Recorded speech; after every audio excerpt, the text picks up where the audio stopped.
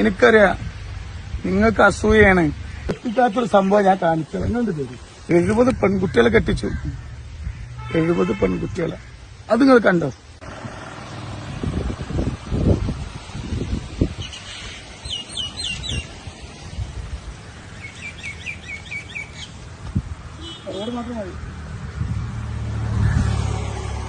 അസ്സലാമു അലൈക്കും വറഹ്മത്തുള്ളാഹി തആല വബറകാതുഹു. നിങ്ങളെ ആ കൊടിമരത്തിന്റെ ചോട്ടിൽ കുറച്ച് ചില്ലറ പൈസ കണ്ടിട്ട് നിങ്ങൾക്ക് ഹാലിളകിയില്ലേ?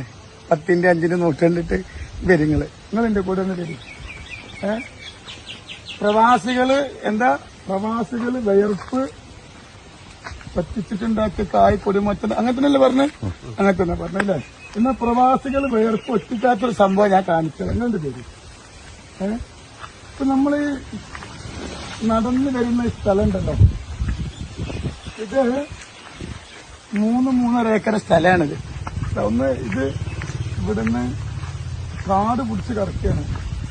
ഇതൊക്കെ കാട്. ഇതിപ്പോ നമ്മൾ ഇഷ്ടമല്ല. ഇവിടുന്ന് ഇതാണ് റോഡ്. ഇവിടുന്ന് ഇത് 3-3.5 ഏക്കർ സ്ഥലമാണ്. ഇത് കാട് പിടിച്ച് കിടക്കുകയാണ്. ഇതേ പാവപ്പെട്ട യത്തീം മക്കൾക്കും വിധവകൾക്കും പാവങ്ങൾക്കും വാങ്ങിയ സ്ഥലമാണ്. നിങ്ങൾ ആ കുടുംബത്തിന്റെ അതല്ലേ ഇപ്പൊ നിങ്ങളെ പ്രശ്നം. ഇത് നിങ്ങൾ കാണും. 14 സെന്റ് സ്ഥലമാണിത്. ഇപ്പൊ ഇവിടെ പിന്നെ 1 സെന്റ് സ്ഥലം വിൽക്കുകയാണെങ്കിൽ 1 ലക്ഷം. മനസ്സിലായില്ലേ? ഇത് പൈസ ഫുള്ള് കൊടുത്തിട്ടില്ല, പകുതി കൊടുത്തിട്ടുള്ളൂ. കായില്ലാത്തതുകൊണ്ടാണ്. ഇത് പാവപ്പെട്ട യത്തീം മക്കൾക്കും വാങ്ങിയത്. ഇത് നിങ്ങൾ കണ്ടിട്ടില്ലല്ലോ. ഇത് എത്ര റുപ്യ വേണം? നിങ്ങള് എന്റെ പിന്നെ നന്മകൾ കാണുന്നില്ല, തിന്മകൾ മാത്രമേ കാണുന്നുള്ളൂ. ഇത് നോക്കി, ഈ 8 സ്ഥലം മോനെ. ഇത് 3-3.5 ഏക്കറാണ്. മനസ്സിലായില്ലേ? ഇത് വലിയ സ്ഥലമാണിത്. ഇത് കാട് മൂടിക്കാണ്.